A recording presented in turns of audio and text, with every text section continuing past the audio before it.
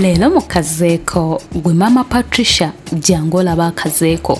Leero towakana kano kazeeko. Omuntu omukulu ategeera n'otuuka ng'obandula bubanduzi luggi lwa munno bannange nga tokonkonye ng'olinga agamba nti oyingira mu kaabuyonjo ne batuuka n'okukwata ne bakusindiikiriza odde emabega bakuyigiriza engeri gye bakonkonamu oluggi. Kale tweddeko bino ebintu biswaza biraga amaalo abamu balina okunyoola eminyolo gy'enzigi z'abannammwe ne mugenda nagyo mu ngalo bannange bajja kukugobaganya ng'ono bwe bamukoze.